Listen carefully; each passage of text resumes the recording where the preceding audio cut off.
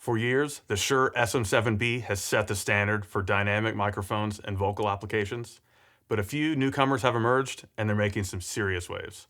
Today we're comparing the SHURE SM7B with the RØDE, PodMic, and Procaster.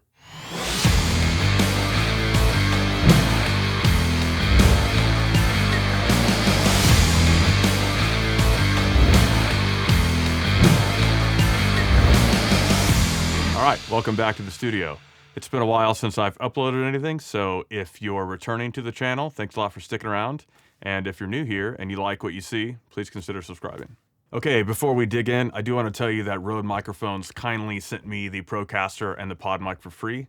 However, they didn't specifically ask for this video, nor will they have any editorial control over its content. All three of these microphones come from the broadcasting realm and are heavily used in radio and podcasting. Some of the features that benefit those applications are excellent off-axis rejection, so you can really focus this sound pickup on the source in front of the microphone, block out as much room tone and possibly other sources, other people speaking in the same room, that sort of thing. But they're also favored by a lot of music producers and engineers working in music for their ability to capture a vocal performance. Specifically in extreme metal, where you're looking for as much weight and kind of impact as possible, they really have a tendency to take a vocal performance and push it right to the front of a mix. While the SHURE SM7 and its variants have been around for many years and are considered studio standards for these applications, the RØDE, Procaster, and PodMic are pretty recent entries and are definitely making waves because of their price point.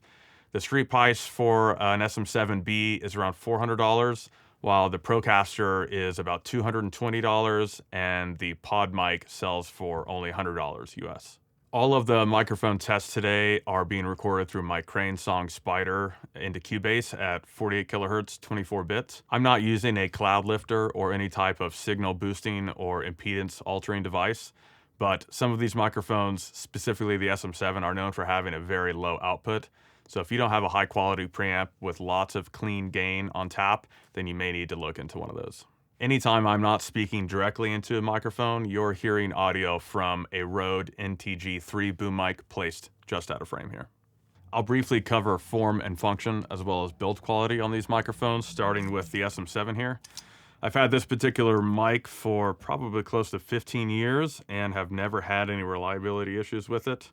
It does have a removable windscreen, which is kind of nice. So you can pull this off and wash it. I'll occasionally pull this off and use a traditional pop filter in front as well if I feel like I need just a very slightly brighter source. I believe it came with a thicker foam cover as well that's been long lost. This is the only microphone that has any sort of tonal options, and I currently have it set with the low cut activated and the mid boost set to flat. That's my preferred setting, and that will be the setting for all of the speech tests as well as the vocal tests later in the video. Some people have expressed concern with this exposed cable here, but it's never been an issue in my experience, even with vocalists holding it like this and definitely not being careful of that connection point. Both the Procaster and the PodMic are built equally as well, have a hefty weight to each of them. The PodMic, being smaller, actually might weigh slightly more, but they're pretty close, and I believe the reason for that is to allow them to work with the kind of auto-balancing boom arms that RØDE sells and many people use for broadcasting applications. The PodMic kind of has a nice hinge function here with the XLR connection on the back and a hinge that allows you to attach this to a microphone stand and kind of control the angle at which you're speaking. The Procaster has a similar design, but a little bit further back and might be useful in keeping a boom arm a little bit further away from you and not kind of getting in your way as much. They're both designed with internal windscreens and pop filters. However, they're not removable. As far as hand-holding the microphones, neither one of the RØDE mics are quite as comfortable as the SM7. The PodMic actually isn't too terrible, just kind of gripping it around the mounting section here. And handling noise doesn't seem to be a huge issue, but I know from experience if you do unscrew these mounting sections and attempt to remove the bracket, there are built-in pegs coming out of the bottom of the microphone, which don't really make it any easier to hold. So that's not really an option there. As far as the Procaster, it's large enough where you could just grip the body of the microphone like this, but it's not quite as comfortable as the other two. All right, so let's see what these microphones might sound like in a broadcasting or speech recording environment. This is a speech test with the SHURE SM7B microphone. This is a speech test with the RØDE PodMic microphone. This is a speech test with the RØDE Procaster microphone.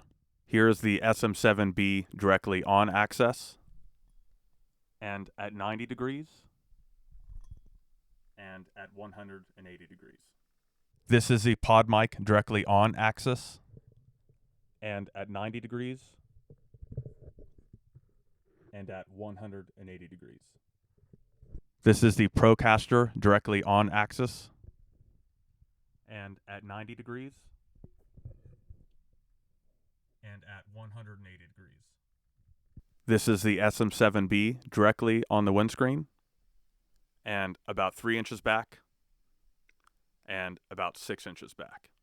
This is the PodMic directly on the windscreen, and about 3 inches back, and about 6 inches back.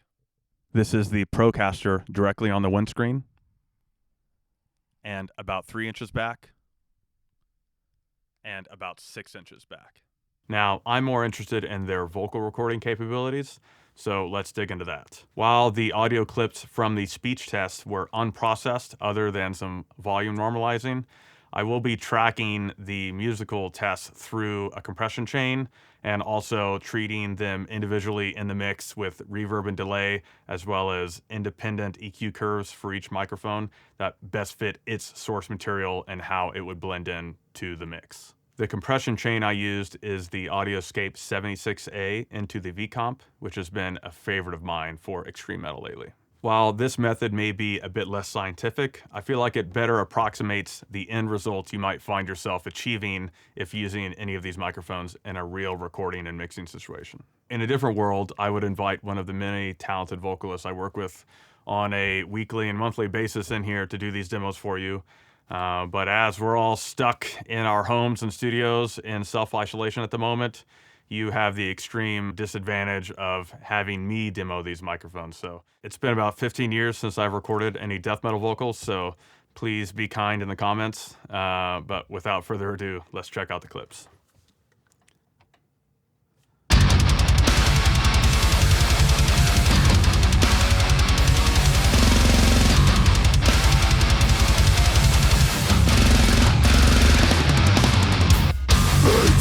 Social distance on nation's fate to keep preventing the disease. Watch your hands and don't touch your face. Stay at home if you feel unwell. Maintain social distance on nation's fate to keep preventing the disease. Wash your hands and don't touch your face. Stay at home if you feel unwell. Maintain social distance on nation's fate to keep preventing the disease. Wash your hands and don't touch your face. Stay at home if you feel unwell.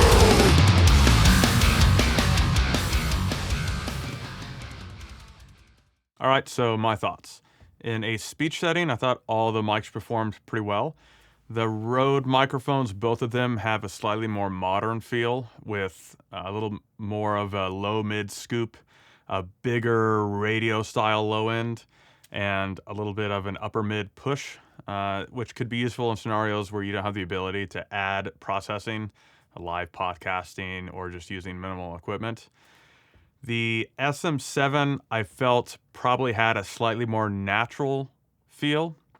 Not as big or expanded as the RØDE microphones, but a little more flat and even, and it did seem to have a little more data in the very tippy top end that made it sound a little more like my voice would in a room. That's not necessarily a detriment to the Rode mics, because in a lot of scenarios you wouldn't really want that data. There's not a lot of useful speech data up in that very top end. It's mostly just mouth sounds and sibilants, things like that. I also did notice that both of the Rode microphones seem like they would require less de-essing if that's something that you would want to treat your speech with in a normal scenario. Between the Procaster and the PodMic, I would probably pick the Procaster for my voice. I felt like it more accurately captured the lower mid and sounded slightly fuller without as much of a hyped sound. All of the microphones did an excellent job rejecting sounds off axis of the capsule. The Procaster probably performed the best in this regard, with the 90-degree and 180-degree sources being almost non-existent. The SM7 also did a great job, and with the added benefit of maybe a more natural representation at those 2 different degrees with less coloration. The PodMic performed probably the worst in this regard, but that's to be expected because of its smaller size. So there's definitely a trade-off there with form factor versus function. I will note that the built-in windscreens on both of the Rode mics seemed slightly less adequate at controlling plosives than the windscreen on the SM7 did. If you're considering these 2 microphones for spoken applications, I might suggest a traditional pop filter or a foam cover that you could use to control those plosives a bit more. Now, on the musical side of thing, in the context of a mix, the results were a little closer than I expected. They all left their own tonal imprint on the sound, but with the ability to process each microphone individually, I feel like you could push any of them to a point where it's going to sound great in a final mix scenario. I will say, as a performer, I really enjoyed the extra mid bump that the PodMic had. I felt it was easiest to self-monitor myself while I was performing, and I had to do a little bit less as far as tweaking my headphone mix to a point where I felt like I could perform adequately. If you don't own any of these and you're interested in a microphone for a speech application, I still think the SM7 might be my favorite. However, the sweet spot is probably in that Procaster range, it being about half the price of a new SM7. It sounded just about as good. You may want to invest into a separate pop filter, as I mentioned, but you're going to get a sturdy, well-built microphone that should be able to handle any situation you throw at it. For extreme vocals, they all sounded great in a final mix situation, and at $100, the Rode PodMic is pretty difficult to beat. If you already own one of these microphones and your primary use is extreme vocals, I don't know if I would buy any of the others. I think I'd spend my money on an outboard compressor or an EQ or something like that. I think you get better value there than you would expanding your mic collection when there's not a lot of difference in the final mix. All right, I hope you enjoyed taking a look at these 3 different mics in a few different scenarios. Let me know which one you liked best in the comments and which one you would spend your money on. Again, if you like this video, please give it a thumbs up, subscribe to the channel if you have not already, and I will catch you guys on the next one.